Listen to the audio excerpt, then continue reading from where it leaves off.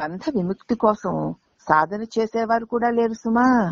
అసలు బంధింపబడిన వారే లేనప్పుడు ఇక బంధాన్ని నుంచి నాకు విముక్తి కలిగించండి అని సాధన చేసేవారు కూడా లేరు. ఇదేంటండి బాబు, మీ అందరం అదే కదా, ఆ సాధనే కదా మన అందరం చేస్తున్నాము, ఏంటి ఇలా చెప్తున్నారు? మరి ఆయన అలాగే చెప్తున్నారు. మోక్షాన్ని కాంక్షించే ముముక్షువులు కూడా లేరు. మరి మనం ఆ ముముక్షులమే కదా. మోక్షాన్ని కాంక్షించే వాళ్ళు లేరు కాబట్టి ముక్తి పొందవలసిన వాళ్ళు కూడా లేరు, పొందిన వాళ్ళు కూడా లేరు. ఇదిగో పరమార్థం అంటే ఇదే అని తెలుసుకో. పరమార్థం అంటే అదేమో గాని ఏది సృష్టింపబడలేదు, ఏది నశింపబడడం లేదు, ఎవరు బంధించిన వాళ్ళు లేరు, బంధ విముక్తి కోసం ప్రయత్నం చేసేవాళ్ళు లేరు, మోక్షాన్ని కాంక్షించే ముముక్షువులు లేరు, అలాగని ఇంతకు ముందు ముక్తి పొందిన వాళ్ళు కూడా ఎవరు లేరు లేరు లేరు. ఇదే నిజమైన పరమార్థం అని తెలుసుకో. అర్థమైనట్లు అర్థం కానట్లు, అయోమయంగా ఉన్నట్లు, ఏదో తెలిసినట్లు గాని ఇదేమో దీన్ని విడిచిపెట్టి మాత్రం మనం ఉండట్లేదు. మరి ఈ లక్షణాలన్నింటినీ విడిచిపెట్టలేం కదా. కానీ ఏదో అంటే అది మనకు తెలుసు, కానీ ఇవన్నీ అది తెలియదని చెప్పడానికి లేదు, అది అయితే చెప్పు అంటే చెప్పడానికి రాదు. కానీ ఇప్పుడు అది మరి సృష్టింపబడలేదంటే ఓహో కాబోలు, కాబట్టి అది మరి నశించడం దేవి సృష్టి అవ్వలేదా, అవ్వలేదు కాబట్టి నశించదు కాబోలు. ఇక సృష్టి అవ్వకపోతే అయ్యోమయం కాకపోతే సృష్టిలో భాగమైన మనం కూడా ఈ శరీరాలు అవ్వలేదనే కదా అర్థం.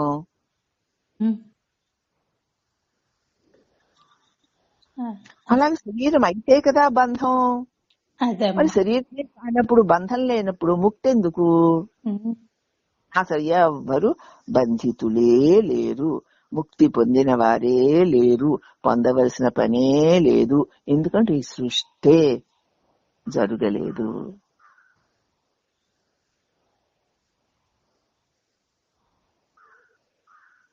మరి ఏముందండి? ఇప్పుడు ఈ సృష్టి జరగలేదని నేను చెప్పాను కదా, చెప్పినప్పుడు విన్నావు కదా, దేంతో? తెలివితో. అదే ఉంది దానిలోనే. జరిగింది, ఇలా జరిగింది, అలా జరిగింది, ఇది బంధము, ఇది మోక్షము, ఇది కామము, ఇది క్రోధము, ఇది నా వాళ్ళు, వీళ్ళు పరవాళ్ళు అని అనేకం అనుకుంటూ అయిపోయినాయి అనుకుంటూ కలొచ్చిన వాడు ఏదేదో జరిగిందని ఏడ్చి మొత్తుకుని మళ్ళీ మెలకు వస్తే లేచినట్లు ఇవన్నీ అనుకుంటుంటే అలా ఉన్నట్లు కనిపించి ఉన్నవి బంధిస్తున్నట్లు అనిపించి బంధం ముక్తి కోసం చాలా చాలా సాధనలు చేసి దానికోసం ఎన్నో జన్మలెత్తి ముక్తి రాక ముక్తి కోసం తప్పించే ముముక్షువులు అనిపించుకునేటువంటి సాధకులు అనిపించుకుంటున్న మీరందరికీ యథార్థం చెప్తున్నాను. అసలు సృష్టి జరగలేదు. సృష్టి జరిగే దానిలోకి ఇవన్నీను. మరి జరగకపోతే ఏం జరిగింది? ఏమీ జరగలేదు అని ఎరిగి ఉండు. ఎరుకు నువ్వు అన్నిటినీ తెలుసుకుంటున్నావుగా. మరి జరిగిందని, జరగలేదని, వచ్చిందని, వెళ్ళిందని, బంధమని, మోక్షమని, సాధనని, ముక్తని, ఇవన్నీ దేని చేత తెలుసుకుంటున్నావో దాని చేతనే అనుకున్నావు ఇంతకు ముందు. అలా ఉన్నట్లు భావించుకుని ఆ ఊహాలోకంలో తిరుగుతున్నావు. ఇప్పుడు ఓహో జరిగిందని అప్పుడు అనుకున్నావు, ఇప్పుడు జరగలేదనుకో, అంతే. ఎంత తేలిక చేశారమ్మా. నేనేమి చేయలేదు, నిద్రలో అదే చేస్తున్నావు నువ్వు, చూసుకోవడం చేత అంతే. నిద్రలో నువ్వు గాని నేను గాని అదే చేస్తున్నావు. నిద్రలో సృష్టి జరిగిందా? బ్రహ్మదేవుడు వచ్చాడా, విష్ణుదేవుడు వచ్చాడా, శివుడు వచ్చాడా, అమ్మవారు వచ్చారా, అయ్యవారు వచ్చారా? ఎవరు లేరు. అమ్మ నాన్న, అక్క చెల్లి, పెళ్ళం, ఇల్లు వాకిళ్ళు, ఆస్తులు పాస్తులు, కీర్తులు, కిరీటాలు, బంధాలు, మోక్షాలు ఉన్నాయా? మరి అవేవి లేకుండా నువ్వు లేవా? ఉన్నానమ్మా. అదే ముక్తి. మెలకు వచ్చి ఇలాగలాగలా అనుకుంటున్నావు, అదే బంధం. అవునమ్మా. ఈ మెలకువ కాదు, ఇది కళ్ళ అయిపోయే కళ. కళ మెలకువ అజ్ఞాన నిద్ర కాని ప్రకాశాన్ని నేను. ఇంక మోక్షము ఏదైనా శరీరమో ఏదో బంధమో అంటే మోక్షం అడుగుతాం. ఇప్పుడు ఇంకేం చేస్తాం? ఇంత స్వేచ్ఛగా, ఇంత విడుదల స్వరూపం నిజంగా మనం అయ్యే ఉండి కూడా. అవునమ్మా.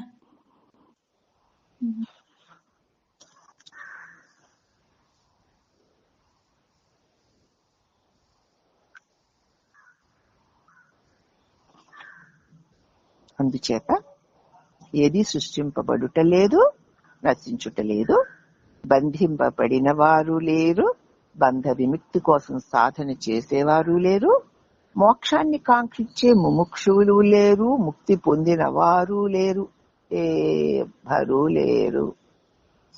ఇదే పరమార్థం, ఇదే పరమ సత్యం. మిగతావి ఎన్ని ఎవరెన్ని చెప్పినా, ఏది చేసినా అది అసత్యమే. ఒకవేళ జరిగినట్టు కనపడుతున్నా అది కలే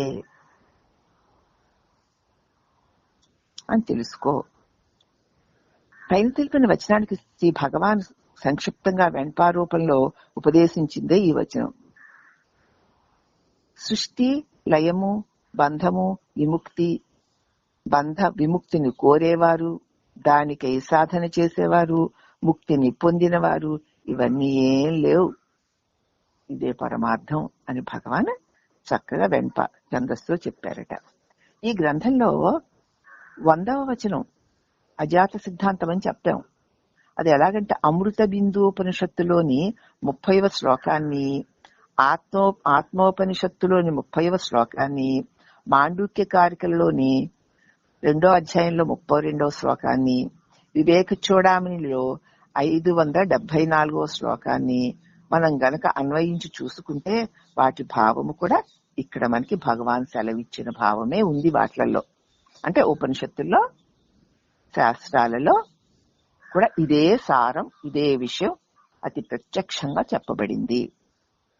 పరమార్థ దీపము అని ఈ గురూపదేశ రత్నమాల శ్రీ రమణులు అంతిమ మాటగా అనుగ్రహించిన పరమార్థ సత్యం. పరమార్థ దీపము అనే ఈ గురుపదేశ రత్నమాల ఏమిటనమాట? పరమార్థాన్ని తెలియచేసే దీపము. ఇదే ఇప్పుడు మనం ఈ పుస్తకం చెప్పుకున్నామే, ఇప్పుడు వరకు చెప్పుకుంటూ వచ్చాను చూడమ్మా, అదే 280 పేజీలు లో చెప్పబడిన అనేక అనేక అనేక వివరణాత్మకమైనటువంటి, విశ్లేషణతో కూడినటువంటి అద్భుతమైనటువంటి ఈ ఉపదేశ గ్రంథం గురుపదేశ రత్నమాల పరమార్థ దీపము అనే ఈ గురుపదేశ రత్నమాల శ్రీ రమణులు అంతిమ మాటగా అనుగ్రహించిన పరమార్థ సత్యం. అంతిమంలో ఆయన చెప్పిన మాట ఏమిటి అంటే, ఆద్యంతరహితమైన, వినండి, ఆది అంతరహితమైన ఉన్నాను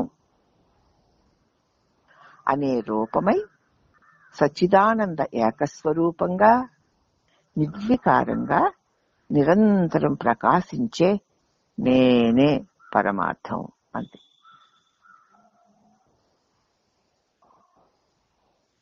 ఇతరములన్నీ మాయా, దాని వల్ల తెలియబడే భావాలకు అనుగుణంగా తెలియబడే మాయా విలాసాలే కనుక అసత్యములు కదా అని ప్రబోధించారు భగవాన్.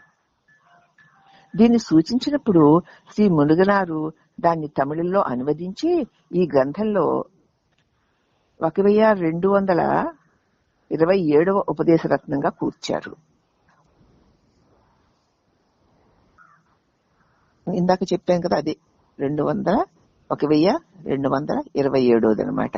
ఏది సృష్టింపబడలేదని, ఏది నశించట్లేదని భగవాన్ చెప్పిన మాటని దీనిలో ఉపదేశ రత్నంగా కూర్చారు. శ్రీ భగవాన్ దానిని ఇంకా సంక్షిప్తంగా ఒక ద్విపదగా రచించారు. అదే భగవానుడి 28వ వచనము. ఉన్న వస్తువైన ఆత్మని లేనిదిగాను, లేనిదైన నామరూప ప్రపంచ దృశ్యాలు ఉన్నవిగాను చెప్పడం కేవలము భ్రాంతి కదా. మీకందరికీ ఉన్నట్లు తోచుచున్న ఈ నామరూప ప్రపంచములన్నీయును భ్రాంతియే. ఈ భ్రాంతి కలిగి తొలుగుతుంది, కానీ ఉన్న సద్వస్తువైన ఆత్మ సత్యంగా, స్వచ్ఛంగా, శాశ్వతంగా నేను అనేటువంటి తేజోరూపమై వెలుగొందుతోంది. అదే సత్యము. దాని సన్నిధానంలో ఉన్నట్టు తోచుచున్న ఈ నామరూపాత్మకమైన ఈ దృశ్యమాన ప్రపంచ దృశ్యాలన్నీ లేనివే, కేవలం భ్రాంతే. అలా అనుకొని చూస్తే అలా కనిపిస్తాయి అంతే. అందువల్ల సర్వము సద్వస్తువైన జ్ఞానస్థితిలో ఏకాత్మయే, చిన్మాత్రయే, చిత్ స్వరూపమే. ఆ ఒక్క అఖండ చిత్ స్వరూపం ఒక్కటే శాశ్వతము. ఇవన్నీ ఒకవేళ ఉంటే ఉన్నట్టు తోచే భ్రాంతి వస్తువులే. ఇవి తోచేవే, కేవలం వాటికవే ఉన్నవి కావు.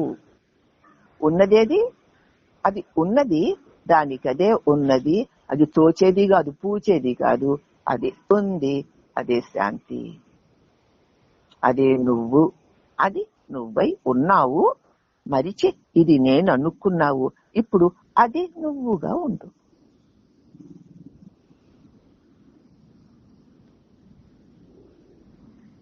ధాన్యం నుంచి బియ్యాన్ని వేరు చేసినట్లు బంధముతో కూడిన ఈ జీవాత్మ బంధాన్ని తీసేస్తే పరమాత్మ మయమైపోతుంది కదా. వపుస్తుషాదిభి కోసై, అలాగా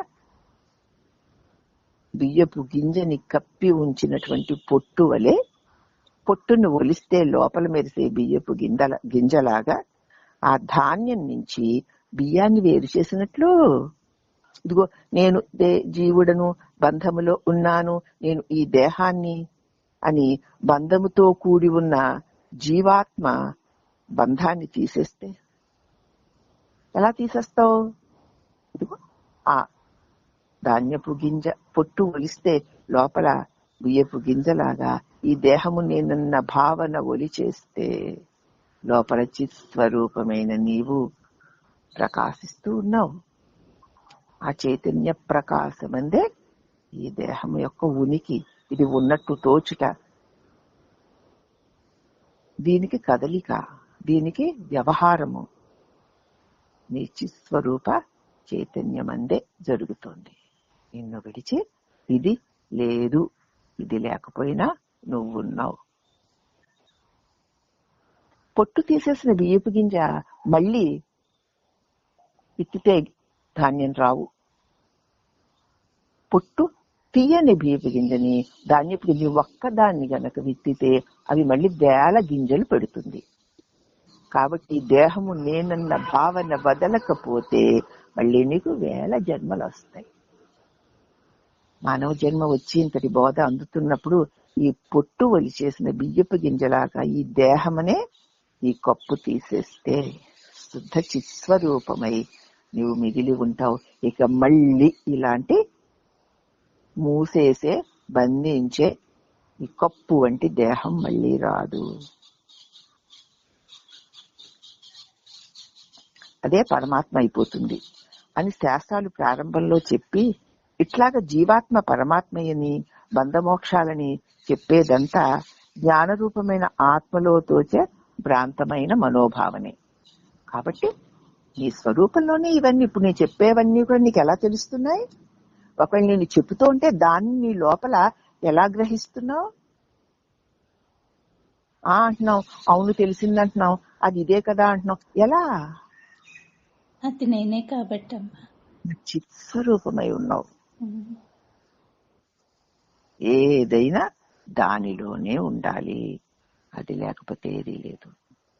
అదెవరు? నేనే అని చెప్పి పరమార్థం అంటే ఇదే నిన్ను విడిచి ఏదీ లేదు, నువ్విదేదీ కాదు, నువ్వు సదా ప్రకాశిస్తున్న ప్రజ్ఞాస్వరూపమైన చిన్మయ జ్యోతివి. ధాన్యపు గింజలో ఉన్న బియ్యపు గింజలాగా ఈ శరీరం అనే పంచకోశాల లోపల ప్రకాశిస్తున్న చిత్స్వరూప చైతన్యాన్ని నువ్వు ఈ శరీరములో మాత్రమే ఉండి బంధింపబడిన వాడు కావు. ఈ భావన, దేహమన్న భావన వీడి చూస్తే నువ్వు తప్ప రెండోది లేదు.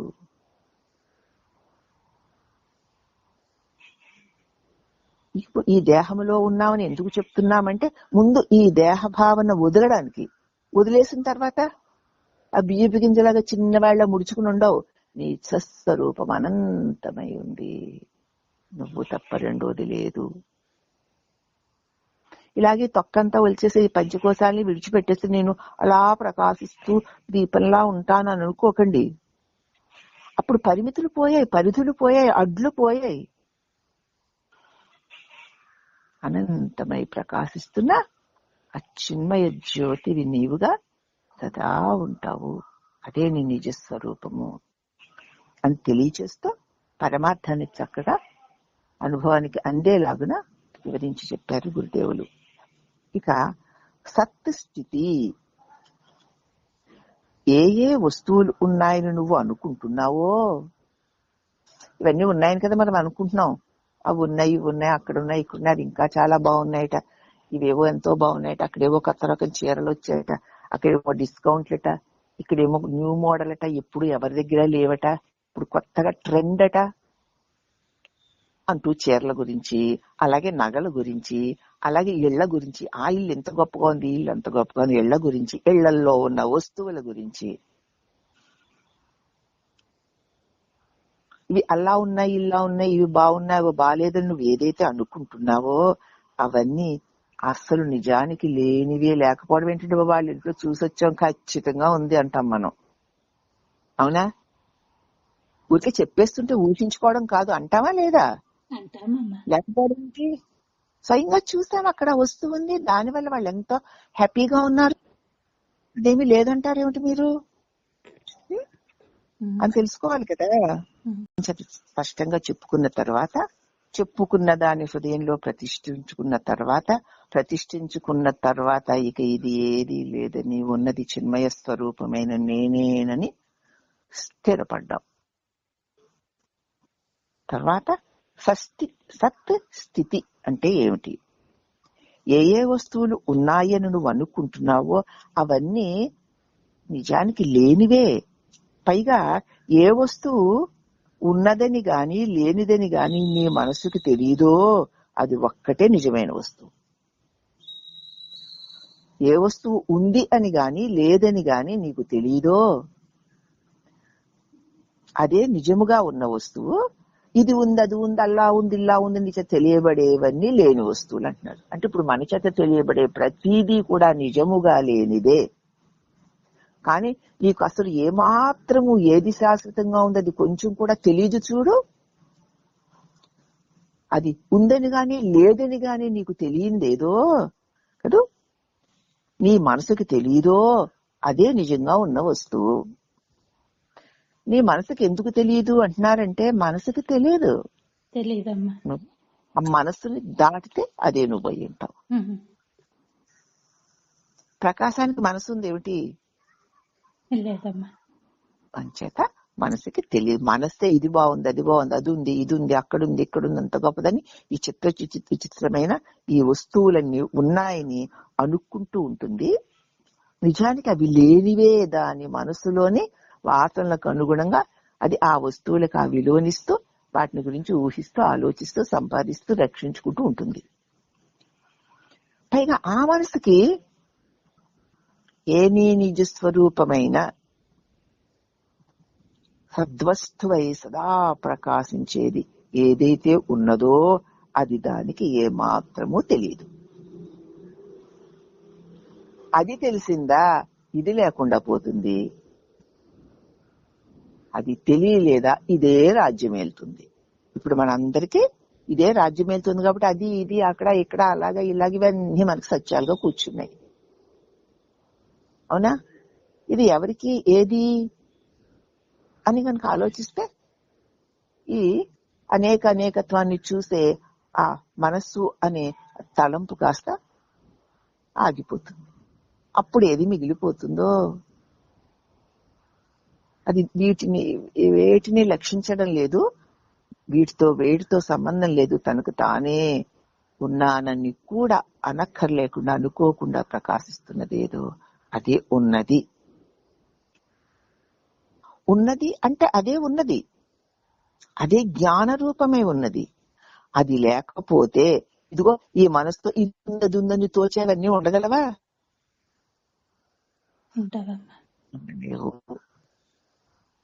మరి ఆ సద్వస్తువుకి ఏ తలంపు లేదు. మరి నువ్వు కూడా ఈ తలంచే మనస్సును వదిలేసి ఏ తలంపు లేకుండా మనం ఉంటే చాలు. అదే నిత్య సత్యమైన పరబ్రహ్మము, అదే నువ్వు, అదే సత్తుస్థితి. అది లేకపోతే ఈ అసత్ అయినటువంటి కలిగి తొలిగేటువంటి మనోవికారాలతో కూడినవన్నీ లేకుండా పోతాయి. కానీ అది ప్రకాశిస్తూనే ఉంటుంది. అవునా? అవునమ్మా. ఎన్నో సంపాదించుకుంటాం, ఏవో కూడబెట్టుకున్నావు, ఇంత గొప్ప అంత గొప్ప, చుట్టుపక్కల ఆహా వాళ్ళండి బాబో ఇంతండి అంతండి అంటారు. నిన్ను పొగిడేవాళ్ళు ముసలివాళ్ళు అయిపోతారు, నువ్వు ముసలివాడు అయిపోతావు. ఒకప్పుడు వాళ్ళు చూస్తారు, నువ్వు చూస్తారు. తర్వాత వచ్చేవాళ్ళు నిన్ను తలవరు. నీ గొప్పలు వాళ్ళకి అక్కరే లేదు. ఇదైనా ఆలోచించుకుంటే సరిపోదా? అవునమ్మా. మన తాతయ్యలు, మన ముత్తమ్మలు వాళ్ళందరూ బ్రతకలేదు. అప్పుడు వాళ్ళు కూడా అలాగే ఇలాగే ఇది గొప్ప ఇంత గొప్ప ఇంత అనుకో బ్రతికారు. సరేలే వెళ్ళారు. వాళ్ళు ఇప్పుడు ఎవడు పట్టించుకుంటున్నాడు? రేపు మనలో కూడా అంతే. ఎందుకు మనకి వెంపర్లాట? ఎవరు కూడా రారు, ఎవరు కూడా. ఇప్పుడు నిన్ను పొగిడిన వాళ్ళు, ఇప్పుడు నిన్ను తిట్టిన వాళ్ళు ఎప్పుడు ఉండని వాళ్ళు ఉండరు. పొగిడించుకుని తిట్టించుకుని ఈ దేహం నేను అనుకుని నువ్వు ఉండవు. కానీ మరి ఇవన్నీ కూడా అసత్యాలే కదూ.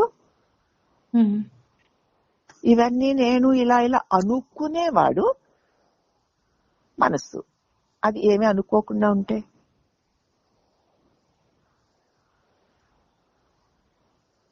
అదే ఉన్నది, శాశ్వతమైనది, సత్యమైనది, అదే పరమాత్మ, అదే మన నిజస్థితి, అదే ఉన్నది తప్ప ఇవి అన్నీ కూడా నిజానికి లేనివే. అదొక్కటే ఉన్నది, అదే సద్వస్తువు అనుకో. మరి అందుకే ఎంత బాగుంటుందో చెప్పలేవు. ఉన్నది నలువది, అంత బాగా చెప్పారు. అలాగే అనేక విద్యల వల్ల కలిగినటువంటి భేదాలు దోషాలు నశించినట్లు అనేక విద్యలు నేర్చుకున్నాం. కొంతమంది ఎన్నెన్నో విద్యలు నేర్చుకున్నారు. వాటి వల్ల అనేక భేదాలు, విభేదాలు, దోషాలు కలుగుతాయి. ఇది గొప్పదంటే అది గొప్పదంటే, అది తక్కువదంటే ఇది తక్కువదంటే, ఇది ఎక్కువదంటే అది తక్కువదంటే, అలా భేదాలు, విభేదాలు. అవన్నీ దోషాలు నశించిపోయేలాగా తనలో ఇముడ్చుకోగలిగింది, సర్వత్రా వ్యాపించి నిండి ఉన్నది, అన్నింటినీ ఛేదించుకుని పోగల అత్యుత్తమమైన మహిమ కలిగిన ఉనికిని మన మనస్సు కాదనగలదా? ఏ ఆ చైతన్య స్వరూపమైన సద్వస్తువు లేకపోతే నేను అనుకుని ఈ మనసు ఉండలేదో, అది గనక ఆ సద్వస్తువుని విడిస్తే మనసు మనగలదా? ఆ సద్వస్తువుని తప్ప అన్నిటినీ గ్రహిస్తుంది మనస్సు. ఎప్పుడైతే పూర్వజన్మ సుకృతం వల్ల, జ్ఞాన పరిపాకం వల్ల నేనెవరినాన్ని తన్ను తానే పరిశీలించుకుంటే తనకు ఆధారమైన సద్వస్తువుని తానే పొందగలిగితే ఇక అది దానిని విడిచి దీంతో ఉండగలదా అంటున్నారమ్మా. ఒక వస్తువు ఉందనో లేదనో తలంచకుండా హృదయంలో ఊరక ఉన్నావనుకో, ఏమీ అనడం లేదు, అనుకోవట్లేదు నువ్వు. ఉందని గాని, లేదని గాని, కష్టమని గాని, సుఖమని గాని, భోగమని గాని, భాగ్యమని గాని, బాధ్యతని గాని, బరువని గాని దేన్ని అనుకోకుండా ఉన్నావనుకో, అప్పుడు నామరూపరహితంగా ఏదైతే నిత్యము నేను అలా అనుకోకపోయినప్పుడు ఉన్నావా లేదా? ఉన్నానమ్మా. అది నేను అనే స్ఫురణతో ప్రకాశిస్తూ ఉండడాన్ని నీవు అనుభవపూర్వకంగా గ్రహిస్తే అదే నిజమైన, అసలైన, సత్యమైన నీ స్వస్థితి అని నువ్వు తెలుసుకుంటావు. ఇవేవీ లేకపోయినా శాంతిగా ఉన్నాను, ఎంత హాయిగా ఉన్నాను. ఆ రుచి మరిగిన వాళ్ళు ఇక వీటిలోకి రాలేరు. ఇవన్నీ అనుకోవడం ఎందుకు, అలా అనుకోవడం, ఇది అనుకోవడం, ఏదో అయితే అవుతుంది బా ఎందుకు అని ఇది వస్తుందనో, అది ఉందనో, వాడున్నారో, వీళ్ళున్నారనో, అలా జరిగిందనో, ఇలాగేమీ అనుకోకుండా ఊరికే అలా ఉంటే అప్పుడు నామరూపరహితంగా ఏదైతే నిత్యమై ఉందో, నేను అనే స్ఫురణ రూపంతో ఉందో, అదే అసలైన సత్యమైన నీ నిజస్వరూపము. అనాది అయిన షడ్దర్శనాల్లో అంతము లేనిదని చెప్పదగ్గ అద్వైతం ఒక్కటే ఆత్మ. అనాది అయిన షడ్దర్శనాలు అనేటువంటి అనేక గ్రంథాలలో అంతము లేనిది అని దేనిని చెప్పారో అదే అద్వైతము, ఒకే ఒక్క ఆత్మ. తక్కిన 5 కూడా అనాది అయినప్పటికీ అంతము కలిగినవే అని స్పష్టంగా తెలుసుకోవాలి. అవన్నీ అంతమైనవే. ఇక్కడ స్వామి మరి ఏం చెప్తారో గాని నా అనుభవంలో ఏంటి అంటే, శ్రీ దక్షిణామూర్తి స్తోత్రంలో 9వ శ్లోకంలో భూరంభాం సనలో నిలంబరో మహర్నాదో హిమాంసు పుమాన్ నిత్యాభాతి చరాచరాత్మకమిదం యస్యైవ మూర్త్యష్టకం నాన్యత్కించన విమృశతాం యస్మాత్ పరస్మాత్ విభో తస్మై శ్రీ గురుమూర్తయే నమః శ్రీ దక్షిణామూర్తి అనేటువంటి శ్లోకంలో భూ అంటే భూమి తెలుసు కదా, రంభ అంటే నీరు, అనలో అంటే నిప్పు, అనిల అంటే గాలి, నిలంబరో అంబరం అంటే ఆకాశం కదా. భూమి, నీరు, నిప్పు, గాలి, ఆకాశం. హిమాంసు పుమాన్, మహర్నాదో అంటే సూర్యుడు, హిమాంసు అంటే చంద్రుడు. పంచభూతాలు 5ను, సూర్య చంద్రుడు 2. అవునా, 7. పుమాన్ నేను అనేటువంటి ఈ పురుషుడు అనబడే జీవుడు. పంచభూతాలు, సూర్యచంద్రుడు, నేను, నిత్యము. ఈ మూర్తి, ఈ అష్టమూర్తులతో కూడి ఉన్నదే ఈ జగత్తంతా. ఈ 8 తప్ప ఎంత పరిశీలించి చూసినా మరొకటి లేనే లేదు. ఉందా మరొకటి ఏదైనా? లేదమ్మా. ఈ అష్టమూర్తుల్లో భూరంభాంసనలో నిలంబరో మహర్నాదో హిమాంసు అంతవరకు 7. పుమాన్ పురుషుడు. ఈ 7 దేని చేత తెలియబడుతున్నాయో, ఎవరికి? ఆ పుమాన్ వాడికే కదా తెలుస్తున్నాయి. ఇప్పుడు నీకైనా తెలుస్తున్నాయి? నాకేం? నీకే పంచభూతాలు 5ను, సూర్యచంద్రుడు, మనోబుద్ధులు అనుకో. మనసుకి చంద్రుడును, బుద్ధికి సూర్యుడును అనుకో. ఇవి ఎవరి చేత తెలియబడుతున్నాయి? నేను అనేటువంటి వాడికి. ఇదే నిత్యాభాతి, నిత్యము ప్రకాశిస్తోంది. చర అచరాత్మకం. కదిలే కదలని ఈ జగత్తంతా నిత్యము ఈ అష్టమూర్తులతో నిండి ఉంది తప్ప పరిశీలించి ఎక్కడ చూడండి, ఎలా చూడండి, ఈ 8 తప్ప ఇంకేమీ లేవు. ఇది ఎంత విమర్శాత్మకంగా చూపిస్తున్నా సరే, యస్మాత్ పరస్మాత్ విభో. కాబట్టి వీటిలన్నిటికంటే విభువెవరు? నేనన్నా ఆ ప్రకాశమే విభు. అది లేకపోతే ఇవేవీ లేవు. దానితో కలుపుకొని మూర్తి అష్టకమైంది. దాన్ని విడిస్తే 7 లేవు. అవునా? అవునమ్మా. నిద్రలో మరి 7 కాదు 8 లేవు.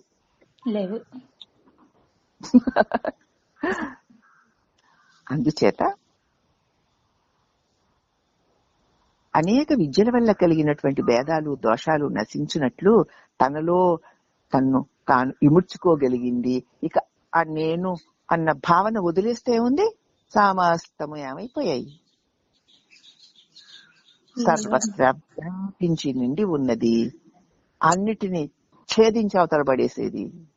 పంచభూతాన్ని సూర్య చంద్రుని దాటి అత్యుత్తమమైన మహిమ కలిగిన ఉనికి. అదే, దాన్ని ఎవరైనా కాదనగలరా? కాబట్టి ఒక వస్తువు ఉందనో లేదనో తలపకుండా ఊరికి అలా నువ్వుగా ఉంటే అప్పుడిక నామరూపరహితంగా ఏదైతే నిత్యము నిత్యాభాతి నేను అనే స్ఫురణతో ప్రకాశిస్తూ ఉంటుందో ఆ జ్ఞానమే అసలైన సత్యము. కాబట్టి ఈ షడ్దర్శనాల్లో అంతం లేదని చెప్పదగిన అద్వైతమైన ఆత్మ ఒక్కటే. ఆత్మ అంటే నేను కదూ, స్వరత్ ప్రకాశం కదూ. తక్కిన 5 అనాదే అయినప్పటికీ అంతము కలిగినవే. కపిల మహర్షులు సాంఖ్యము, పతంజలి వారి యోగ మార్గము, కణాదుని వైశేషికము, గౌతముల యొక్క న్యాయము, జమినీ మహర్షి యొక్క పూర్వ మీమాంస, వ్యాసుల వారి వేదాంతము, ఇవి మనకి షడ్దర్శనాలు అంటారు శాస్త్రాలు. షడ్దర్శనాలని కూడా చక్కగా మరి వంట పట్టించుకున్నాడండి ఆయన అంటారు. ఈ 6 వ్యాసుల వారి యొక్క వేదాంతమే అద్వైతము. పై పద్యభావంలో చెప్పారు, మాయాతీతమై ఏకమైన బ్రహ్మమే సద్వస్తు అని. వేదాంతము చెప్పే మాట ఇదే. మాయకు అతీతమై ఎప్పుడు సుస్థిరంగా ఉండే ఆ సద్వస్తువే బ్రహ్మము.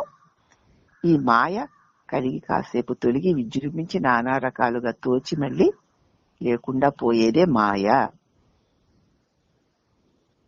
ఆ సద్వస్తువే బ్రహ్మము అని వేదాంతం చెప్పే మాట. తక్కిన 5 సిద్ధాంతాలని దృఢపరచం మాయాలీలకు లోను అవ్వడమే అవుతుంది.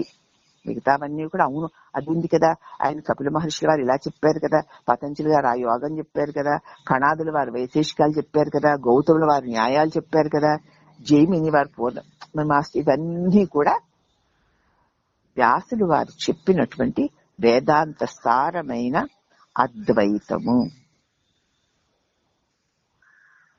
అదే ఏకమైన బ్రహ్మము.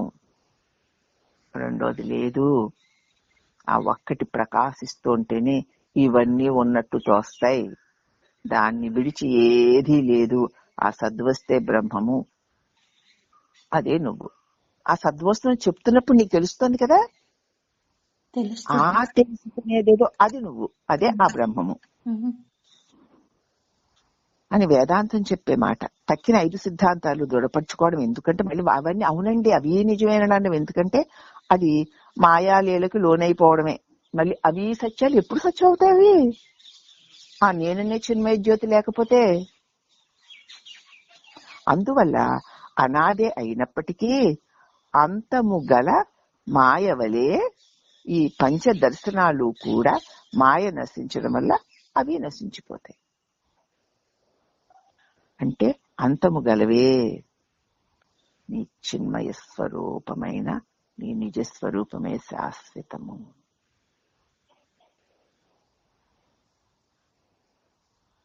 దాని పట్ల ఎంత దృఢత ఉండాలి. నిత్య మననం వల్ల ఆ దృఢత వస్తుంది. ఉన్న వస్తువు ఒక్కటే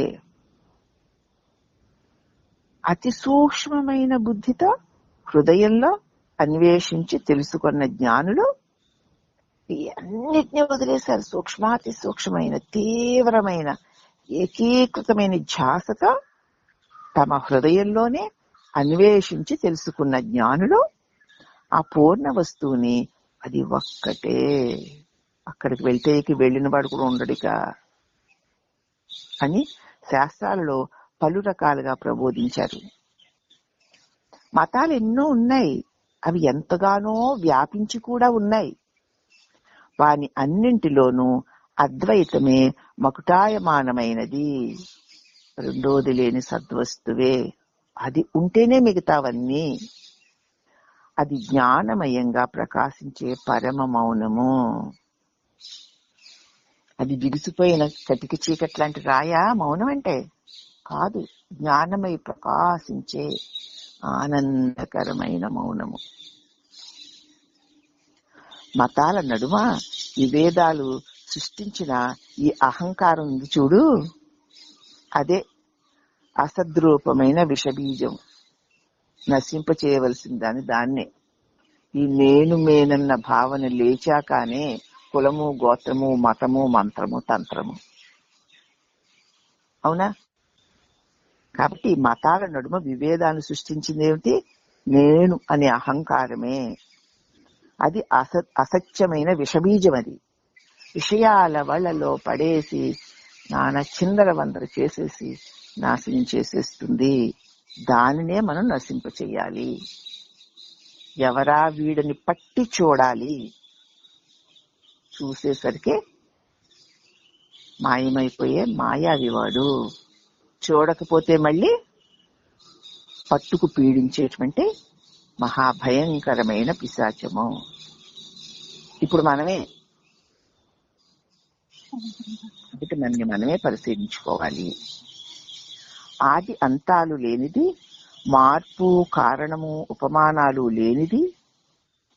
ఆది అంతాలు లేవు, దానికి మార్పు లేదు, కారణం లేదు, ఉపమానాలు ఉదాహరణలు లేవు. మనోబుద్ధికి అతీతమైన ఆత్మ వస్తువుని తెలుసుకున్న వారే ఉత్తమ స్థితిని పొందిన జ్ఞానులు. అంతే.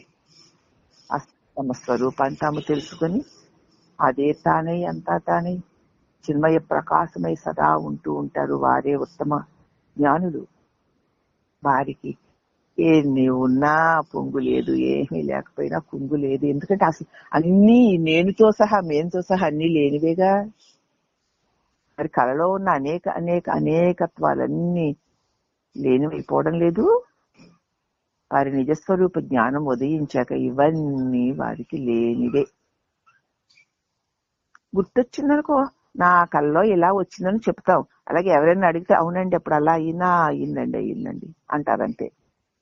నీ కళ గుర్తొచ్చి ఆ కళని నువ్వు చెప్పినట్లు నువ్వు ఏ జీవితం సత్యం అనుకుంటున్నావో దాన్ని వాళ్ళు కలవలే వదిలేశారు. ఎవరైనా అడిగితే గుర్తొచ్చి అవునండి అప్పుడు అలాగే అయిందండి, ఇప్పుడు ఇలాగే అయిందండి అంటారంతే. మనకులాగే వాళ్ళు అనుకుంటున్నారు, మనం అనుకుంటాం. వాళ్ళు దాన్ని కలవలే మాట్లాడతారు, మనం నిజం అన్నట్లు తీసుకుంటాం. అర్థమైందమ్మా? అయ్యిందమ్మా. ఇక భావాతీతము అన్న అంశాన్ని చెప్తున్నారమ్మా.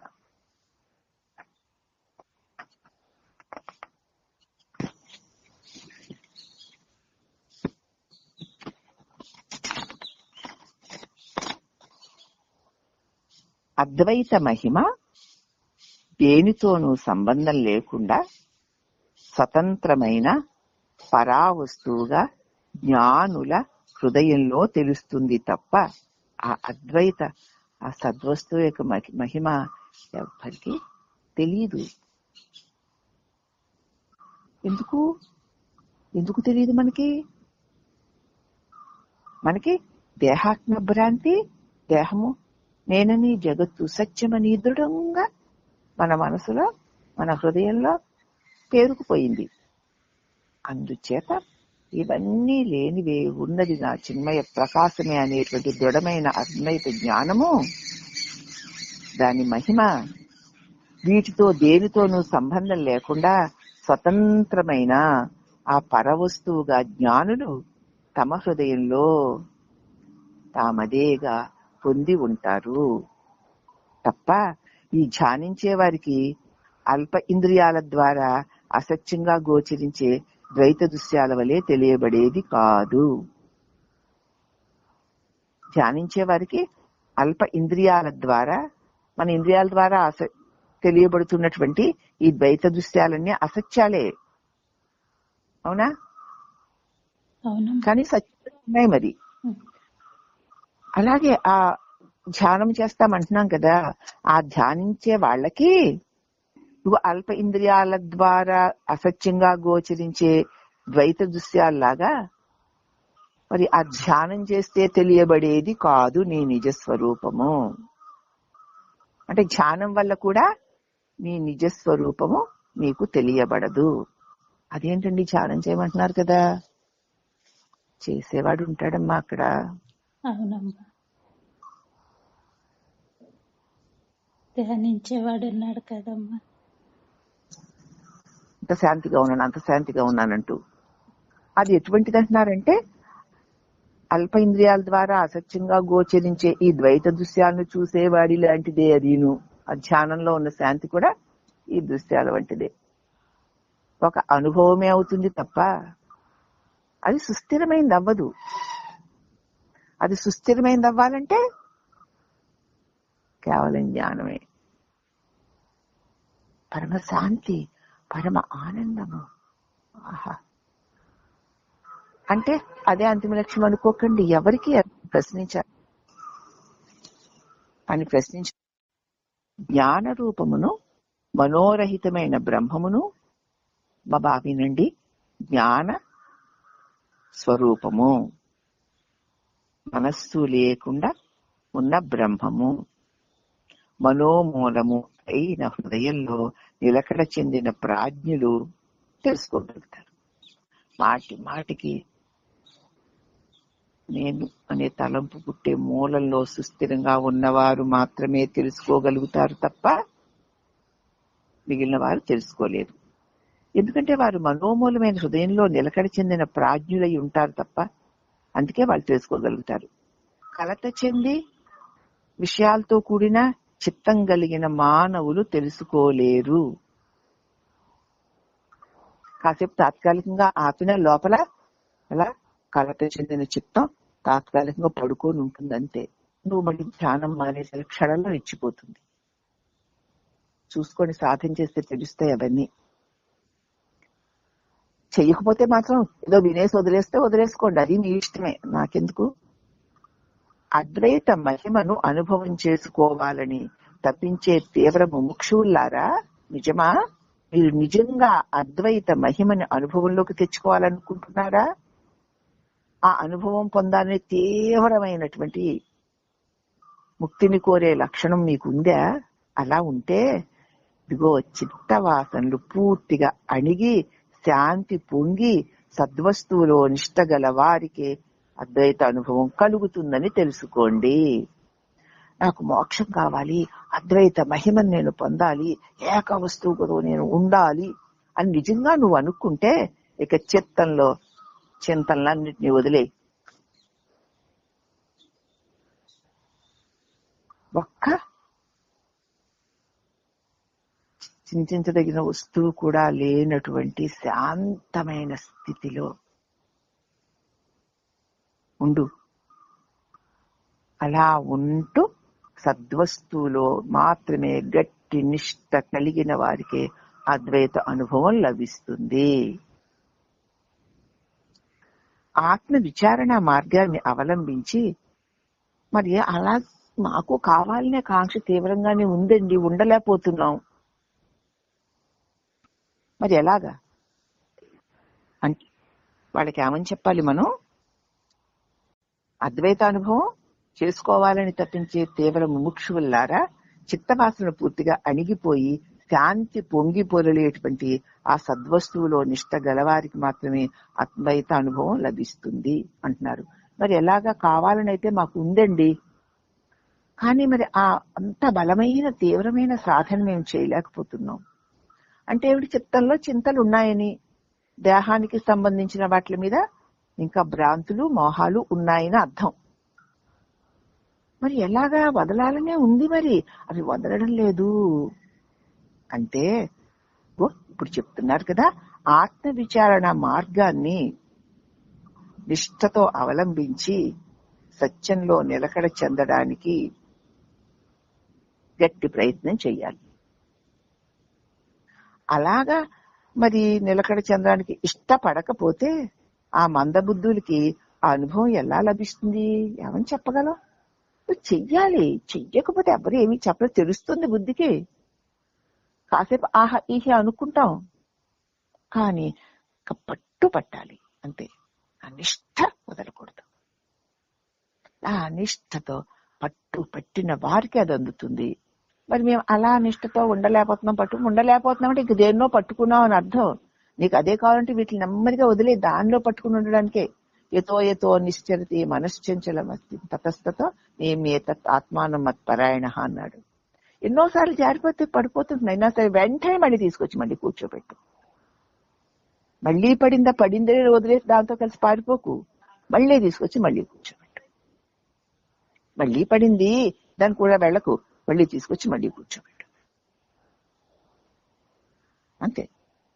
అది చేస్తేనే ఆత్మవిచారణ అవలంబించాలి, సత్యంలో నిలకడ చెందాలి. అలాగా ఉండడానికి ఇష్టపడని మందబుద్ధులకి మరి ఆ అనుభవం ఎలా లభిస్తుందండి? చెప్పండి మీరు. వింటే సరిపోదు, తెలుసుకుంటే సరిపోదు, తెలుసుకున్నట్లుండాలి. గట్టి ప్రయత్నం చేసేవారు తప్పకుండా అతి త్వరలోనే ఆ ఫలితాన్ని పొందగలుగుతారు. ఇక అదే భావాతీత స్థితి. ఇక అనుభవం యొక్క వర్ణన. అతి స్వస్థితిలో సుస్థితులైన వారి అనుభవం. సద్గురుడు శ్రీ రమణ భగవానుల ఉపదేశంతో పొందినటువంటి, మురుగనార్ గారు చెప్తున్నారమ్మా, సద్గురుడైన శ్రీ రమణ భగవానుల ఉపదేశంతో పొందిన నా స్వానుభవాన్ని చెబుతున్నాను వినండి. సద్గురువైన రమణ భగవానుల వారు నాకు ఉపదేశించారు. ఆ ఉపదేశంతో నేను పొందిన నా స్వానుభవాన్ని చెబుతున్నాను. ఆయన చెప్తున్నారు, ఇంతవరకు మహాభయంకర పాశ అరణ్యమని ఎంచిన ఈ ప్రపంచమంతా, ఎంత చెప్పినా, ఎంత విన్నా, ఎంతమంది సద్గురులతో తిరిగినా, ఎన్ని ఆశ్రమాలకి తిరిగినా, ఎన్ని చేసినా, ఈ మహాభయంకరమైన ఆశాపాశమని ఈ అరణ్యమని ఎంచిన ఈ ప్రపంచమంతా ఏదో వద్దనుకుంటున్నా, ఏదో కావాలని, ఇది మంచిదని, అది లేకపోతే ఎలాగండి, ఇది లేకపోతే ఎలా ఉండగలవండి, మరి అది అలా ఉండాలి కదా అండి, అలా ఉంచుకోగలం కదా, మనకి డబ్బులు ఉన్నాయి కదా, ఉండి ఎందుకు దరిద్రం? ఇలా ఈ దరిద్రం కూడా ఎన్నెన్ని పోగేసుకుంటావు. అప్పుడు ఏం చేయాలి? ఇవన్నీ లేనప్పుడు నేను ఎలా ఉన్నానో ఊహించుకోవాలి. అప్పుడు చచ్చిపోయామా? లేవు. మరి ఇంకా ఇది లేకపోతే ఎలాగండి, అది లేకపోతే ఎలాగండి, ఎలాగేమిటి? ఇవి లేనప్పుడు మనం ఉన్నాంగా. అది అక్కడికి వెళ్ళిపోవాలి వెంటనే. అప్పుడు ఏమైనా ఏడ్చి మొత్తుకుని చచ్చిపోతూ మట్టిలో పొర్లిపోయామా? మరి ఇది లేకపోతే ఉండలే, అది ఉండాలి, ఇది ఉండాలి, ఇది లేకపోతే ఎలాగా, అది లేకపోతే ఎలాగా అంటూ ఊరికే వెంపర్లాడుతూ ఉంటుంది. ఆశాపాశాలతో అరించేస్తుంది ఈ ప్రపంచం. మరి ఈ ప్రపంచం అని ఇంతకాలము అనుకున్నాను. నా గురుదేవులు ఉపదేశం చేసిన తర్వాత నాకు ఏం అనుభవం అయిందంటే, ఈ ప్రపంచమంతా లోకాతీతమైన జ్ఞాన మౌన ఆకాశమే తప్ప మరేమీ కాదు అని తెలిసింది. ఓహో, ఈ ప్రపంచమంతా కూడా అనేకంగా చిత్ర విచిత్రంగా మహామోహాన్ని, ఆశని, కోరికని ప్రేరేపించే సౌందర్యాలతో, భోగాలతో, భాగ్యాలతో కూడి ఉన్నట్లు తోస్తూ ఉంటే వాటిలోకి నేను దూరిపోయి అవన్నీ కావాలని భ్రమిస్తూ ఎంతో చింతలు పడినటువంటి నేను బాబోయ్ ఇదేమిటి, వీటిలో పడిపోయానే, ఎలా రక్షించుకోవాలా అని సద్గురువైన రమణుని పాదాలను ఆశ్రయిస్తే ఆయన బోధించిన ఉపదేశం వల్ల నేను పొందింది ఏమిటి అంటే, ఇంతవరకు మహాభయంకరమైన పాశాలతో ఉన్న అరణ్యమని ఎంచిన ఈ ప్రపంచమంతా లోకాతీతమైన జ్ఞాన మౌన ఆకాశమే. అంతా జ్ఞానస్వరూపమై మౌనమై ప్రకాశిస్తున్న ఆ పరబ్రహ్మమే తప్ప మరేది కాదు. అదే సత్యమైన, నిత్యమైన, శాశ్వతమైన, ఆశాపాసరహితమైన ఆనందధామము. ఇంతకాలం నేను తెలుసుకున్న ఇంద్రియ జ్ఞానం అంతా వట్టి కల వంటిదే. ఇన్నాళ్ళు ఈ కళ సత్యమనుకున్నాను. ఇదంతా కలే. కళల్లో కలిగిన ఆశాపాశాల బంధమే ఇదంతా. కానీ కళ సత్యం కాదని తెలుసుకున్న వెంటనే ఆ బంధము పోయినట్లు ఉన్నది జ్ఞానమే స్వరూపమై, శాంతియే స్వరూపమై ఉన్న చిదాకాశ స్వరూపమే. అదే నేను. ఇంతకుముందు బంధాలని, వాటి నుంచి బయటపడాలని ఏదో అని భ్రమించిందంతా ఉత్త కళ అని తెలుసుకున్నాను. ఈ వచనం నుండి 1248 వరకు, అంటే 9 వచనాల్లో శ్రీ రమణ సద్గురువుల అనుగ్రహంతో తమకు సిద్ధించిన జ్ఞానాన్ని మురుగనారు చెప్తున్నారు. రమణ మహర్షుల వారి అనుగ్రహంతో ఆయనకి ఏది సిద్ధించిందో దానిని మురుగనారు వారు మనకు చెప్తున్నారు. ఈ 1240వ వచనం నుంచి 1248వ వచనం వరకు ఆయన అనుభవాన్ని మనకి తెలియజేస్తున్నారు మురుగనారు గారు. చాలా గొప్పది కాబట్టి ఈ 48వ వచనం వరకు చెప్పి ఈ రోజు ఆపుతానమ్మా. అవునా? ఆయనకి భగవాను నుంచి మురుగనారికి సిద్ధించినటువంటి తమ స్వానుభవం, ఆ జ్ఞానాన్ని మురుగనారు మనకి చెప్తున్నారు. ఏమనంటే, భగవాన్ నుంచి ఆయన ఏం తెలుసుకున్నారట? బుద్ధి భ్రమతో ఇంతకాలము పరమార్థ స్వరూపాన్ని అన్యముగా నన్ను భావించాను. పరమాత్మ వేరు, నేను వేరు అని నా బుద్ధి యొక్క భ్రమ వల్ల ఇంతకాలంగా నేను భావించాను. సద్గురు సన్నిధానంలో ఇప్పుడు తెలిసింది నాకు, బంధము, ముక్తి మొదలైనవన్నీ నిజంగా కొంచెం కూడా నాకు లేవని, నేను పొందనే లేదని. అంటే బంధము పొందలేదు, దాని నుంచి ఇప్పుడు నేను కొత్తగా ముక్తిని పొందలేదు. ఎందుకంటే అద్వితీయమై స్వయం స్ఫురణ అయి ప్రకాశించు పరమాత్మ స్థితిని తెలుసుకున్నాను కాబట్టి నాకు నేనే, దేనిని ఆశించకుండానే, ఏ అవసరము లేకుండానే నాకు నేనే ఉండి ప్రకాశిస్తున్న చిస్వరూపాన్ని నేను అనేటువంటి స్వరూపం మెలకు వచ్చేసింది. ఇక నేనంటే జీవుడు, జీవుడంటే దేహం, దేహం అంటే కులమతాలు, దేహాలు స్త్రీలు పురుషులు, ఆస్తులు పాస్తులు, ఐశ్వర్యాలు, లోకము, ఇవన్నీ అని పెద్ద కళ ఇదంతా. ఎప్పుడైతే ఈ అజ్ఞానపు కళలో నుంచి నా నిజస్వరూపము సదా ఉండు సత్స్వరూపమే, దేని అవసరం లేకుండా, ఏ వ్యక్తులతో గాని, ఏ వస్తువులతో గాని, ఏ దేవుళ్లతో గాని, ఏ దేవతలతో గాని అవసరమే లేకుండా ఉన్నాను అని శాంతి అయి స్వరూపమై ప్రకాశించే నా స్వస్థితిని తెలుసుకున్నాను గనక, ఓహో ఇంతకాలము ఏ బంధము నేను పొందలేదన్నమాట. దాని నుంచి ఇప్పుడు విముక్తిని పొందడం లేదు. ఎందుకంటే వీటికన్నిటికీ అతీతమై స్వయంగా స్ఫురణ స్వరూపమై ప్రకాశించు పరమాత్మ స్థితిని, నా నిజస్థితిని తెలుసుకున్నాను గనక. మన నిజస్థితి తెలుసుకుని మనం అంతే, ఇది కళ, భ్రమ. అయితే నువ్వు ఇంత పెద్ద ఈ జగత్తు సత్యం, ఇంత గొప్పవి అంత గొప్పవి ఉన్నాయి, ఈ శరీరం ఇవన్నీ అనుకుంటున్నాం కదమ్మా మనం. మనకు ఉన్నాయి కదా ఇవన్నీను. ఇవి అన్ని ఉన్నాయి సరేలే, అవి మనకి కావాలి, దాన్ని సంపాదించుకుంటున్నాము, ఆనందిస్తున్నాము, వాళ్ళకంటే వీళ్ళకంటే గొప్పగా ఉన్నాము అని అనుకుంటున్నాము. అవునా? దేనివల్ల? అవన్నీ ఉండాలంటే కార్యకారణ కర్తలు ఉండాలి. ఏది కావాలన్నా కొన్నిటి మీద ఆధారపడి ఉండాలి. ఏదైనా సరే, అన్నం దగ్గర నుంచి సున్నం వరకు ఏది కావాలన్నా మూడు ఉండాలి. చేసేవాడు, చేయబడేది, చేత. ఒక దాని మీద ఆధారపడితే తప్ప జగత్తులో ఏది కూడా పొందబడదు. కానీ నేను నాకు నేనే దేని మీద ఆధారపడకుండా, ఎవ్వరి అవసరము లేకుండా, ఎవ్వరూ ఇవ్వవలసింది కాదు, ఇవ్వగలిగింది కాదు. తల్లిదండ్రులు గాని, బంధుమిత్రులు గాని, ఆస్తులు ఐశ్వర్యాలు గాని, జగత్తు గాని, ఈశ్వరుడు గాని ఎవరు ఇవ్వగలిగింది కాదు కదా, వారి చేత పొందవలసింది కాదు. ఎవరు? నేనున్నానని నీకు తెలియడం ఎవరిచ్చారు? ఇచ్చారా ఎవరైనా? లేదమ్మా. ఇవ్వగలరా ఎవరైనా? ఎవరు ఇవ్వలేనిది, ఎవరు ఇచ్చింది కానిది, దేని మీద ఆధారపడి లేనిది స్వయముగా నేనే అయి ఉన్నది నేననే స్ఫురణ. ఆ ఒక్క స్ఫురణ లేకపోతే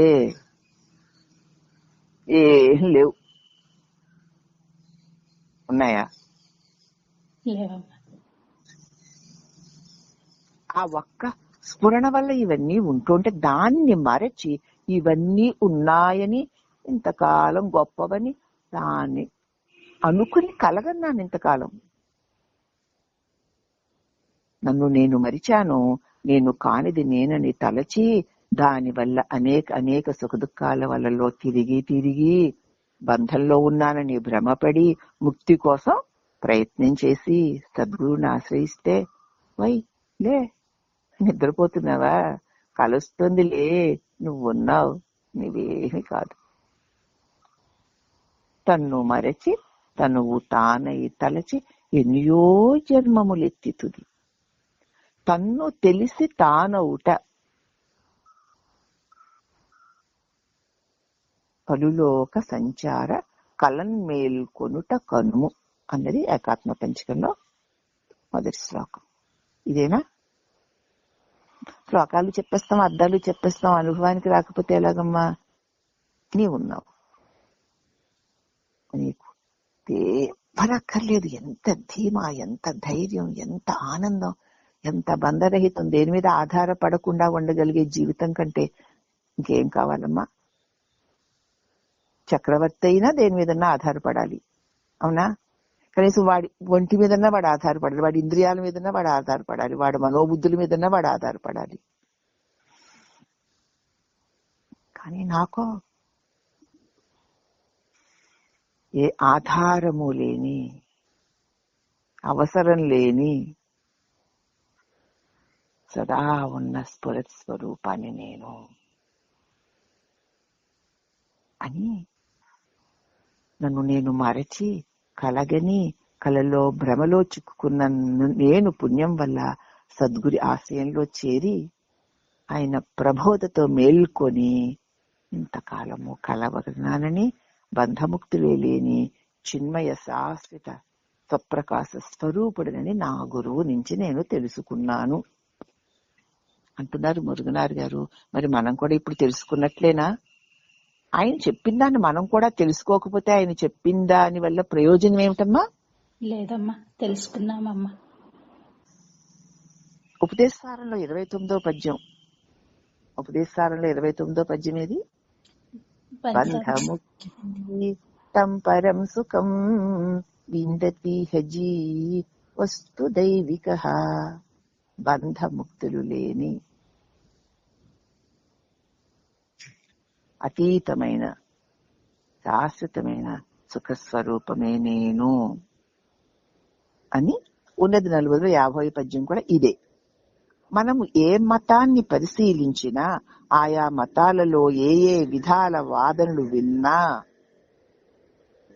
ఆ మత వాదనలన్నీ ఒక పరమ ఉద్దేశాన్ని నిశ్చయంగా చెప్తున్నాయని కూడా భగవాన్ దగ్గర నేను తెలుసుకున్నాను. ఏ మతాన్ని పరిశీలించి చూసినా, ఏ మతాల్లో ఏ ఏ విధానాల వాదనలన్నిటినీ విన్నా కూడా అవన్నీ ఒకే ఒక్క ఆ పరమాత్మ అనేటువంటి పరమ ఉద్దేశాన్ని నిశ్చయించే చెప్తున్నాయి. దో పేర్లు, ఆచారాలు, వ్యవహారాలు, సాధనలు వేరే ఉండొచ్చు, కానీ అందరూ ఆ పరమ ఆత్మస్వరూప ప్రకాశాన్ని గురించి చెప్తున్నారు అని నేను భగవాన్ సన్నిధానంలో అనేక మతాల, అనేక సిద్ధాంతాల, అనేక వేదవాద రతుల అందరి మధ్య కూడా ఉండి నేను అది తెలుసుకున్నాను. ఆ ఒక్కదాన్ని తెలుసుకోవడానికే అని మేము బోధించే సచ్చిదాత్మకమైన పూర్ణ స్వరూపంలో నెలకొని ఉంటే, వేదములు బోధిస్తున్నాయి కదమ్మా, వేదములు బోధించే సచ్చిదాత్మకమైన పూర్ణ స్వరూపములో నెలకొని ఉంటే ఇక పురుషత్వయం ఏది? ఇందాకనే చెప్పుకున్నాగా త్రిపుటి లేదని. కాలత్రయం ఏది? త్రిపుటుడు ఇవేవి అక్కడ లేనే లేవు కదా. ఈ త్రిపుటులతో పని లేని ఏకైక సత్యం. ఏ పరమ ప్రకాశంలో ఈ త్రిపుటులన్నీ ప్రకాశించి ఉంటున్నాయో, జ్ఞానం జ్ఞేయం జ్ఞాన గమ్యం దేని ఆశ్రయములో సదా ఉందో జ్యోతిషామృత జ్యోతి తమసః పరముచ్యతే. జ్ఞానం జ్ఞేయం జ్ఞాన గమ్యం హృది సర్వస్య విష్టితం, అందరి హృదయాలలో ప్రకాశిస్తోంది. ఈ త్రిపుటులు కూడా దాని ఆశ్రయములోనే ఉండగలవు తప్ప వాటికి అవి ఉండలేవు. ఆ ఆత్మస్వరూపము తనకదే ప్రకాశిస్తోంది. ఈ కాలత్రయము గాని, ఈ త్రిపుటీత్రయము గాని ఇవేవి ఆ చిస్వరూపములో లేవు. పురుషత్వయము ఏమిటంటే ఉత్తమ మధ్యమ పురుషులు. కాలత్రయం అంటే భూత భవిష్యత్ వర్తమానాలు. త్రిపుటి అంటే ద్రష్ట దృశ్యము దృక్కు. ఇవే కదా త్రిపుటులు అంటే. పురుషత్వం అంటే ఉత్తమ పురుష, మధ్యమ పురుష, పరమ పురుష. ఉత్తమ పురుష అంటే నేను, మధ్యమ పురుష అంటే నువ్వు, ప్రథమ పురుష అంటే ఆ దేవుడు. ఈ ముగ్గురు ఈ నేనుంటేనే ఆ ఇద్దరును, జీవుడు దేవుడును. అవునా? ఈ పురుషత్వయం, అలాగే కాలత్రయము, మరి త్రిపుటి దృక్కు ద్రష్ట దృశ్యము. కాబట్టి ఇవి ఈ త్రిపుటులేవి ఆ ఏకప్రకాశంలో లేవు. జ్యోతిషామవి తజ్జ్యోతి, ఆ పరంజ్యోతి సన్నిధానంలో దానికి ఇవేవీ లేవు. అదే నీ నిజ స్వరూపం. ఆలోచించి చూస్తే నేను పైన తెలిపిన ఈ అతి సూక్ష్మ జ్ఞానం మహాజ్ఞాని అయిన జ్ఞానరమణ గురునాథులు నా ముందు నిలిచి కరుణతో అనుగ్రహంతో మౌన వ్యాఖ్యాన రూపంలో ప్రసాదించిన అనుభవమే. ఇక్కడ భగవాన్ విడిగా వాక్కుతో చెప్పింది ఏదీ కాదు. ఇప్పుడు నాకు ఈ కలిగిన అనుభవం అతి సూక్ష్మ జ్ఞానంతో మహాజ్ఞాని అయిన శ్రీ రమణ గురునాథుడు నా ముందు అలా నిలిచి కరుణతో అనుగ్రహంతో మౌన వ్యాఖ్యానం చేసి నాకు అందించిన ప్రసాదమే. ఆయన సన్నిధానంలో అలా మౌనంగా ఆయన నిలిచిపోతే ఆ అఖండ ప్రకాశ సన్నిధానంలో ఈ త్రిపుటులు గాని, ద్వైతాలు గాని, అనేకాలు గాని ఏమీ లేని ఏకైకమైన పరమ శాంతిపూర్వకమైన కాంతిపూర్వకమైన మౌనమే సత్యము. అదే నా గురునాథుడు. ఆయన సన్నిధానంలో అదే నేను అని తెలుసుకున్నాను అని మురుగునారు అంటున్నారని నాకు అనిపిస్తుంది. నా అద్వైత దృష్టిలో సత్తైన నేను ఉన్నాను. నేను నేర్చుకున్నాక నా దృష్టిలో సత్స్వరూపమైన నేను ఉన్నాను. నీవు అని చెప్పేందుకు ఇంకొక వస్తువే లేదు. సత్తై సదా నేనున్నానంతే. నీవు అన్నవాడే నాకు అక్కడ ఎవడు కనపట్టలేదు. నీవే సత్పదార్థమని తలిచే నీ దృష్టిలో నీవు తప్ప నేను అని మరొక వస్తువు లేదు కదా. నీవు కూడా ఆ సద్వస్తువే నేను అని ఉన్నావనుకో, అప్పుడు అక్కడ కూడా నీవు నువ్వే ఉంటావు తప్ప నువ్వు వాడు వీడని చూపించేవాడు ఉంటాడా? నా అద్వైత దృష్టిలో సత్స్వరూపమైన నేను ఉన్నాను. నువ్వు కూడా అంతేనా? ఇప్పుడు నువ్వైనా, పద్మైనా, అన్నపూర్ణ గారైనా, రోహిణైనా నేను ఉన్నాను అని కదా ఉన్నావు. అప్పుడు నీవు అన్నవాడు ఉన్నాడా? లేడమ్మా. నాకైనా, నీకైనా, వారికైనా, వీరికైనా, ఎవరికైనా నేను అన్నది ఒక్కటే. ఉన్నానన్న స్వరస్వరూపమే. ఆ స్వరస్వరూపంలో నీవు, వాడు, అది, ఇది అన్నవి లేవు. నీవు నేననే స్వరస్వరూపంగా ఉన్నప్పుడు నీవు అన్నవాడు ఉండడు. ఎవరికైనా అంతే. కాబట్టి ఇంకొక వస్తువు లేదు. నీవే ఆ సత్పదార్థాన్ని తలిచే నీవు కూడా అంతేగా. అవునమ్మా. జ్ఞాన దృష్టితో చూసినప్పుడు నేను అనబడే ఆత్మ ఒక్కటే ఉన్నది. నేను స్వరస్వరూపమై ఉన్నాను. నీవని చెప్పబడి నీవు ఆ నేననే స్వరస్వరూపంతో ఉన్నావు. నీవనే వాళ్ళందరూ నేననే స్వరస్వరూపంతో ఉన్నారు. మరి ఆ స్వరస్వరూపం ఒకటే కదా. అవునమ్మా, అర్థమైందా? నీకు నేను లేను, నాకు నువ్వు లేవు, ఇతరులు ఎవ్వరు లేరు, నేనే ఉన్నాను. ఇప్పుడు మనం 4 5 కదా, అందరూ నేనే ఉన్నాను. ఇన్ని నేనులే ఒకే ఒక్క నేనై ఉన్నాం మనం. ఎందుకంటే ఇక్కడ నీవు అన్నది లేదుగా. లేదమ్మా. ఇప్పుడు మనం 5 నీవుందే? లేదమ్మా, 5 నేనే ఉంది. 5 లెక్క గాని ఒకే ఒక్క నేనుంది, అదే స్ఫురత్. అలాగే విశ్వంలో అందరికి ఒకే ఒక్క నేనుంది, అదే స్ఫురత్. నేనంటే పరమాత్ముడే అంతే. ఎవ్వరికైనా ఒకే ఒక్క స్వరస్వరూపం ఉంది. నీవు, వాడు, అది, ఇది అన్నవన్నీ సత్యాలు కావు. నువ్వే సత్యం.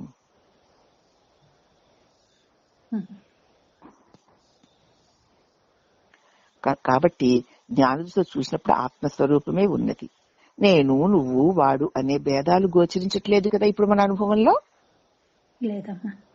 నిజం తెలుసుకుంటే నేను, నీవు, వాడు అన్ని అని ఇన్ని లేవు, ఉన్నది ఒకే ఒక స్వరస్వరూపమైన పరమాత్మ.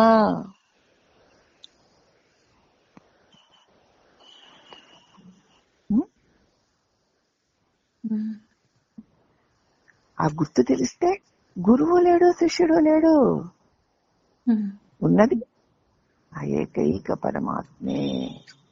ఎవరు నేనన్నా స్ఫురత్తే. అక్కడ నీవన్నవాడు ఎవడు లేడు, వాడన్నవాడు కూడా లేడు. వాడు అంటే దేవుడు, నీవు అంటే లోకము. లోకము లేదు, దేవుడు లేవు. నేను అని నిలిస్తే నువ్వే ఆ పరమాత్మ స్వరూపమైన స్ఫురత్. అవునా? అది తెలుసుకుంటే అన్ని ఆత్మస్వరూపమే. నేను ఎవరికి చెందిన వాడను కాదు. ఆ నేను దేనికి చెందింది? ఇప్పుడు మనం 5 ఒక్కనేనై ఉన్నాం. అది మీ అమ్మకి, మీ నాన్నకి, మా అమ్మకి, మా నాన్నకి, నా పిల్లలకి, నా పెళ్ళానికి, నా బిడ్డలకి చెందిందా? దేనికి చెందింది కాదు కదా. లోకానికి కూడా చెందింది కాదు ఇది. అలాగే నాకు చెందిన వారు ఎవరూ లేరు. నేను చెందిన వారు ఎవరున్నారు? నేను ఎవరికి బానిసని కాను, నాకెవ్వరూ బానిస కాదు.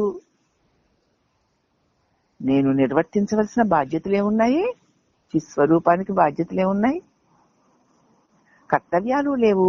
అలాగే నేను కర్మఫల భోక్తని కాను, కర్తని కాను. ఇదే నిజం, ఇదే నిజం, ఇదే నిజం.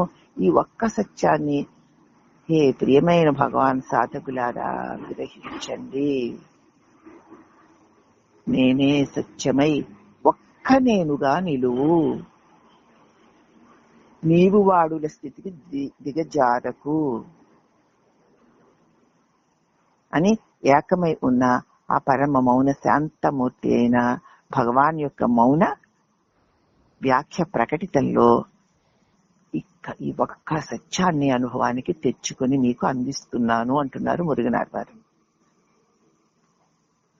మాయలో పడినట్లు భ్రాంతి చెందిన నా కళ్ళ ముందు,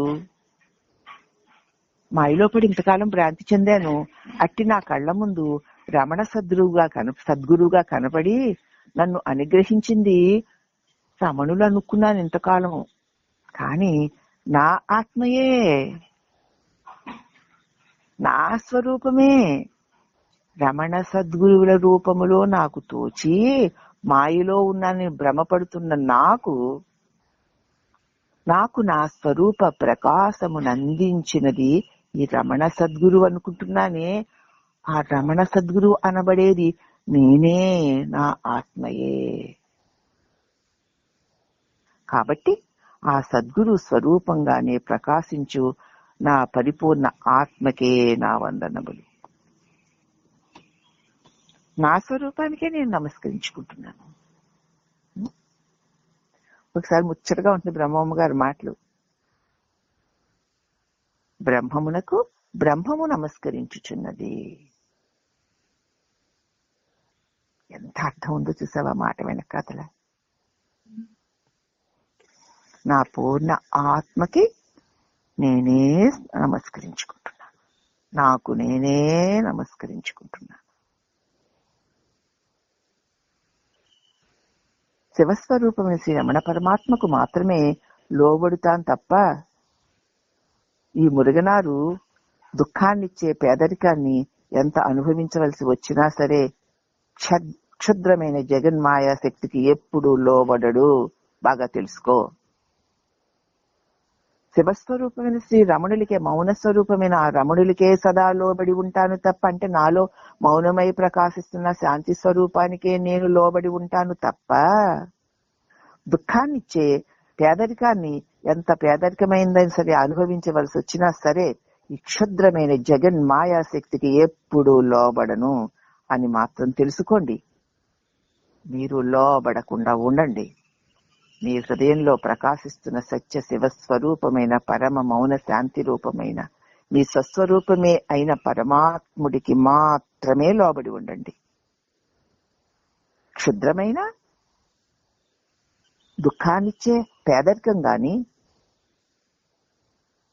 ఎంత పేదరికాన్ని అనుభవించవలసి వచ్చినా సరే ఈ జగత్తు యొక్క మాయకి ఏ మాత్రం లొంగ. జగత్తులో ఏముందని నేను లొంగను. ఈ మురుగనారు లొంగడని తెలుసుకొని మీరు కూడా ఎప్పుడు క్షుద్రమైన మాయకి లొంగకండి. జగన్మాయకి. పేదరికమా రానివ్వండి, దరిద్రమా రానివ్వండి, దీనత్వమా రానివ్వండి, అవి అన్ని దేహ ప్రారంధాలు.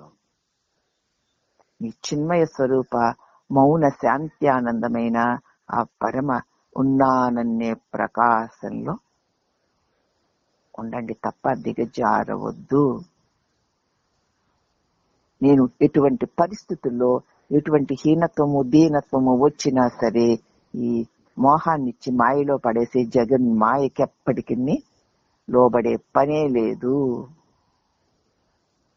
భ్రాంతిలోకి ఎప్పటికీ పడను. ఎందుకంటే నాకు నేనే చిన్మయమై ప్రకాశిస్తున్నాను. నా స్వరూపమును క్షణమైనా నేను వదలను. నేను చిద్రూపమై ప్రకాశిస్తూ ఉన్నాను. మీరు కూడా జగన్మాయకి లొంగకుండా ఆ చిద్రూపమై ప్రకాశించురుగాక అంటున్నారమ్మా. అంచేత భగవాన్ నుంచి పొందిన ఆయన అనుభవాన్ని చెప్పారు. ఇక రేపు మిగతా కొంచెమే ఉంటుంది, చీకటి పడిపోయింది. సమదృష్టి అన్న అంశాన్ని రేపు చెప్పుకుంటూ ఈ పుస్తకాన్ని మనం పూర్తి చేసుకుందాం అమ్మా. అలాగే అమ్మా. ఓం అమ్మా.